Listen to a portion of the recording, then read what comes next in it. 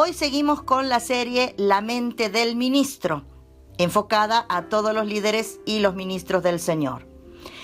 La semana pasada hicimos un repaso de la sabiduría teórica, que es la que sabe que sabe. Hablamos acerca de la sabiduría práctica, que es la que sabe qué hacer. Y vimos también allí al profeta Daniel en Babilonia, usando el sentido común y aplicando lo que sabía para ser instrumento en el palacio del rey. Dijimos que hay 3 tipos de sabiduría, para aquellos que recién están sintonizando. Hay 3 tipos de sabiduría, que es la sabiduría teórica, la sabiduría práctica, y hoy quiero hablarte del tercer tipo, que es la sabiduría crítica. La sabiduría crítica. Así como la sabiduría teórica sabe las cosas y la sabiduría práctica sabe qué hacer y lo pone en práctica, la sabiduría crítica es la que sabe distinguir y somete a prueba las diversas reglas de conducta. Es decir, que la sabiduría crítica es la que escoge bien y lo mejor dentro de una determinada situación. Podemos decir que la sabiduría crítica es la sabiduría del discernimiento, es la sabiduría de la ética, es decir, que sabe distinguir y tiene la habilidad de formar juicios. Sabe lo que es correcto, sabe lo que es incorrecto, porque escoge de lo bueno lo mejor y de lo mejor lo excelente. Todos y cada uno de nosotros sabemos distinguir entre lo bueno y lo malo, y este saber es la sabiduría que Dios nos da. Por eso la carta de Santiago, allí en su capítulo 1, verso 5, Santiago capítulo 1, verso 5, dice: y si alguno de vosotros tiene falta de sabiduría, pídala a Dios, el cual da a todos abundantemente y sin reproche, y le será dada. Me gusta esta parte donde dice que Dios da y abundantemente. No da conforme a como nosotros los seres humanos damos las cosas, por medidas. Porque si te portas bien, te doy un poco más. Si te portas mal, te quito lo que te di.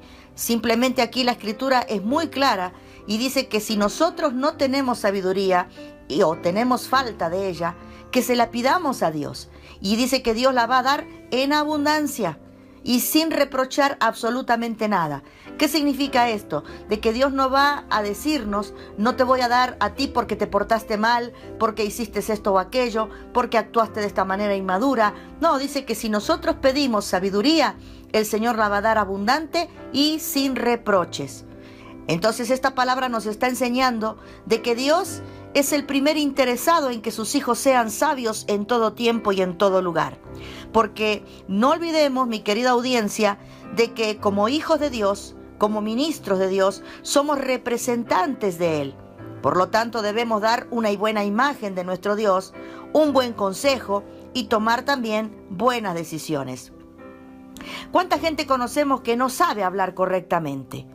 Y bueno, cuando digo esto no es que me estoy refiriendo a que tenga un problema en el habla o que no sepa de la Biblia, sino que me refiero a aquellas personas que, teniendo esa sabiduría teórica del saber y la sabiduría práctica para llevarlo a cabo, no lo expresan a la iglesia con palabras éticas, con palabras formales, con palabras de amor, con una palabra de buen temple, sino que siempre están enjuiciando a la iglesia, siempre la maltratan con palabras de juicios, de regaños, palabras muy sacadas del contexto escritural, solamente para lastimar y que no edifican al cuerpo de Cristo. Esto es lamentable, porque hoy en día lo único que estamos viendo dentro de nuestras congregaciones es que se está lastimando a la iglesia, se la está haciendo una novia temerosa del Señor, se la está haciendo una novia que no temerosa en cuanto a los valores y principios del reino, sino que tiene temor de Dios, tiene terror a Dios, porque Dios la va a castigar, porque Dios la va a enjuiciar. Y tenemos que tener muy en claro de que la esposa de Cristo ha sido santificada para la gloria de Él.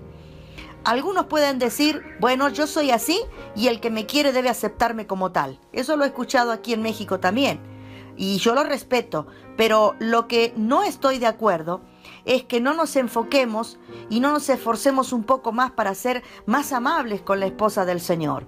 Y esta amabilidad no está dando lugar a que si hay pecados o cosas que corregir, no las vamos a decir por ética. Sí las vamos a decir, pero las diremos con ética, con respeto, con amor, con mansedumbre, con templanza, como lo indica la Escritura. Entonces, explico esto porque si no la gente se agarra de eso. La profeta dijo de que no tenemos que regañar a la iglesia, entonces que hagan lo que quieran porque no estoy refiriéndome a eso. Todo tiene un equilibrio y debemos ser equilibrados y correctos en todo.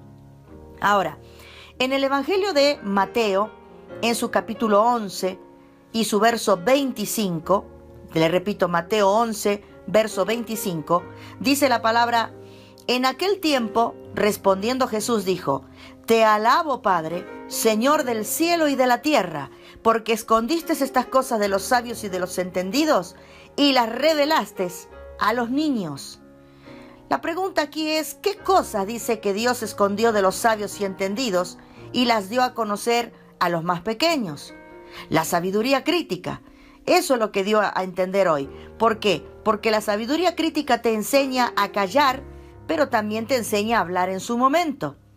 El Señor, fíjate que no escondió de los sabios y entendidos la sabiduría teórica, que es la del saber, ni tampoco la sabiduría práctica, pero sí escondió la sabiduría crítica. ¿Por qué? Porque aquí está la ética, y muchas veces tanta teoría y tanto saber, mi querido oyente, los hizo ignorantes.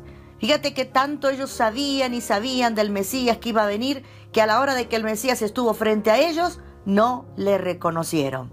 Esto es importante entender también, porque hay mucha gente que sabe mucho y lo aplican, pero sabes, lo aplican sin la sabiduría crítica, que es la sabiduría con ética, con modales de reino, con el discernimiento adecuado, e invierten los principios y los valores a su antojo.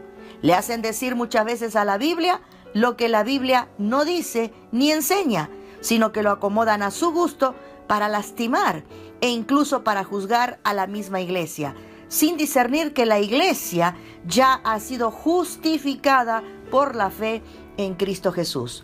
Esto es muy importante tocarlo, mayormente ahora que estamos en radio, porque muchas veces no nos damos cuenta la magnitud y el alcance y la influencia que una radio tiene. No nos están escuchando nuestra familia desde nuestros hogares. No te está escuchando tu vecino que está sentado al lado tuyo. Te están escuchando cientos de miles de personas que te están sintonizando a través de internet, a través de todos los medios que Dios ha establecido para que podamos escuchar.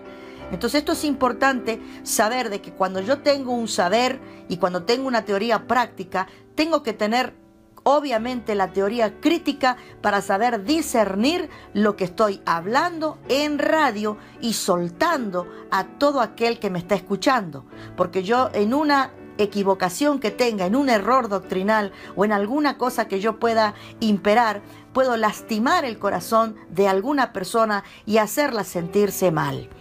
Por lo tanto, mi querido oyente, mi querido pastor y líder que me escuchas, la mente del ministro nunca debe estar desvinculada de la humildad del espíritu y debe trabajar en un equilibrio y mancuerna perfecta con la sabiduría teórica y la sabiduría práctica. Estas tres, sabiduría teórica, sabiduría práctica y sabiduría crítica, las tres deben trabajar juntas y en equilibrio. Por eso es que el Evangelio no consiste en puro saber, sino es poder ético y bien aplicable a la vida de todo el que cree en Jesucristo. Cuando llegue a las plantas de Cristo, cuando yo llegué, a las plantas del Señor, el mensaje que a mí me predicaron fue de sabiduría crítica, es decir, me predicaron con mucho amor y con mucha humildad, pero luego me llevaron con una persona que según tenía mucha sabiduría teórica, pero sin sabiduría práctica y crítica. Es decir, que me dijo algunas cosas, pero me las dijo a puros gritos. Y hasta el día de hoy, yo te aseguro que no puedo recordar qué me dijo. Solo me acuerdo de su mala manera de transmitirme lo que según él mucho sabía de la palabra. Concluyo este tema en esta tarde diciéndote de la siguiente manera. Nadie es tan humilde al grado de merecer el reino de Dios, porque todos hemos nacido bajo el pecado. Pero desde el momento en que Cristo se hizo el dueño de nuestra vida, el Señor, Dios Todopoderoso, Él ha comenzado, el Espíritu Santo, la buena obra y no la ha terminado aún. Lo que implica que aún el Espíritu Santo sigue trabajando en nuestra vida, sigue trabajando en nuestros sentimientos, en nuestras formas, en nuestra manera de ver, de hablar, revelándonos estas cosas para que vivamos conforme a la humildad del Evangelio de Cristo. ¿Por qué te digo esto y te lo afirmo?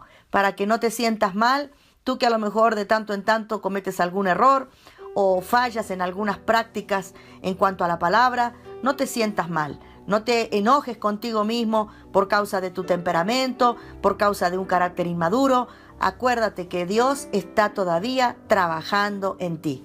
El buen alfarero te tiene en sus manos y está moldeando toda tu vida conforme a su plan y a su propósito divino.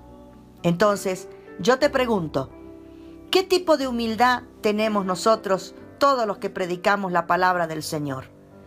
Porque el buen concepto de humildad es no tener un concepto mayor de lo que soy, ni tampoco menor de lo que Dios ha dicho de mí.